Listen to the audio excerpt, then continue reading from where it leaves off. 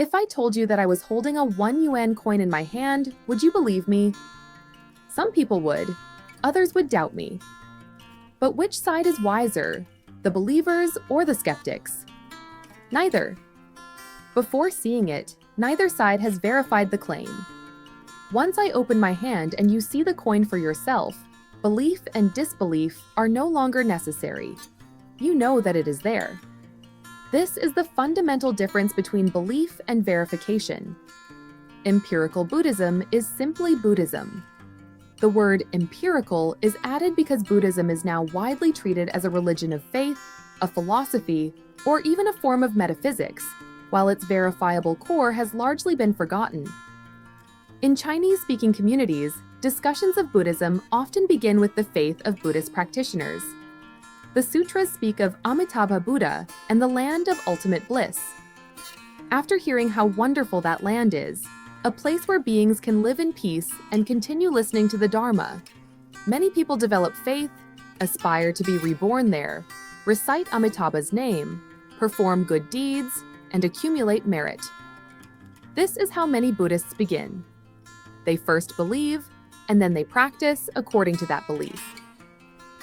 Many modern Western scholars approached Buddhism from the opposite direction. They argued that Amitabha was created by later Buddhists, that Mahayana scriptures were later compositions, and that accounts of the Buddha's supernatural abilities were myths. One side assumes that the scriptures must be true. The other assumes that disbelief is more rational. These positions appear completely opposed, but they share the same problem. Neither position by itself reaches the facts. Verification means using observation, experiment, and logical reasoning to determine objective facts and regularities. Once a fact has been sufficiently established, belief and disbelief become secondary. If I simply keep asking you to trust me and insist that I would never lie, some doubt may still remain in your mind.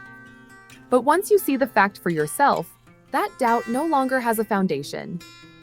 Religious faith and academic skepticism are therefore both inferior to direct verification that can eliminate reasonable doubt.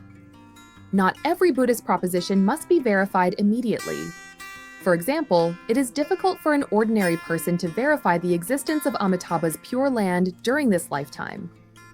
Questions that cannot presently be verified may be set aside. We do not need to affirm them, and we do not need to deny them.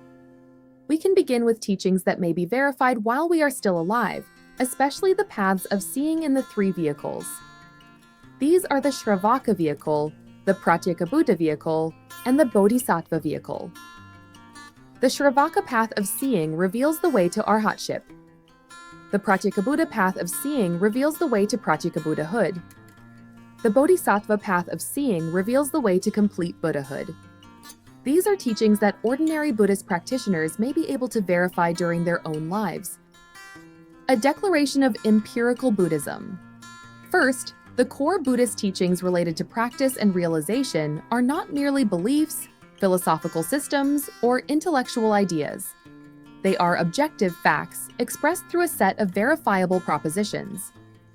Different people can examine these propositions repeatedly.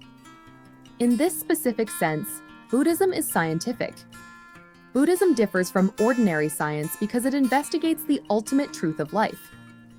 Verifying this truth gives rise to the wisdom of liberation and the wisdom of ultimate reality.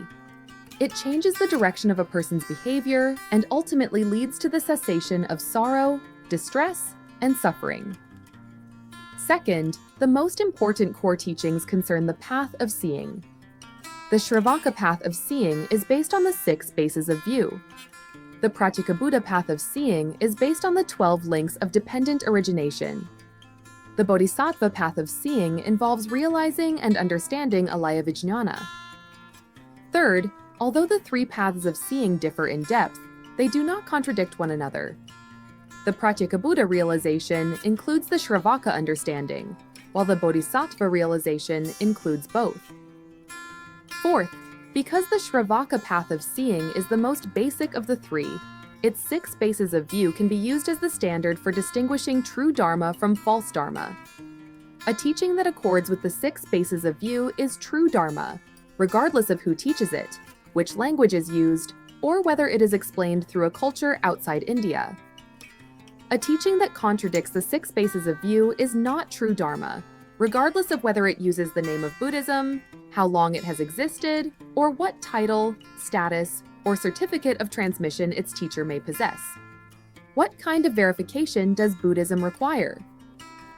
A wet street does not prove that it rained. Someone may have washed a car or watered the garden. To establish that it rained, the evidence must rule out these reasonable alternatives. Buddhist realization works in a similar way. It may not always require proof as strict as a controlled scientific experiment, but the evidence must be strong enough to make the practitioner relinquish a previously held attachment and eliminate all reasonable doubt.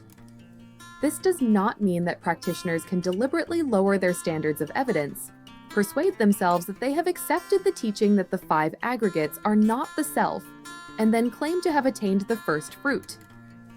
A person cannot truly deceive themselves. As long as one reasonable doubt remains, the person cannot be completely settled and may continue using the belief in a self to justify attitudes and behavior. The lower the standard of evidence, the less stable the realization will be. When challenged by a persuasive speaker who exposes a weakness in the reasoning, the practitioner may reject the original realization and even lose the liberating benefit of the path of seeing. Emphasizing verification does not mean rejecting faith-based or philosophical Buddhism. People who have not personally verified a teaching may temporarily practice on the basis of testimony from the Buddha and realized disciples. This is faith-based Buddhism, and the reliability of its knowledge corresponds to authoritative testimony. Some people study Buddhist scriptures extensively and reflect on them repeatedly. Although they have not completely verified the teachings, they may use known facts and provisional assumptions to construct theories that explain life and the world. This is philosophical Buddhism, and its reliability corresponds to inference. Buddhist philosophy, however, must satisfy three conditions. Its premises must not contradict established facts, its conclusions must remain open to verification, and it must accord with reliable testimony. If a theory can be neither verified nor falsified, it falls into metaphysics. Such a theory cannot help us develop wisdom or free ourselves from affliction. Buddhist scriptures call this kind of useless theoretical construction idle speculation. So the real question is not, do you believe in Buddhism? The real question is, which Buddhist propositions can you verify for yourself? Before verification, faith may lead you through the door, and philosophy may help you think. But only verification can transform "the Buddha said so" into "I know that this is true." How, then, do we obtain reliable knowledge? Among direct knowledge, inference, and authoritative testimony, which has the greatest force? In the next chapter, we will enter Buddhist epistemology and methodology.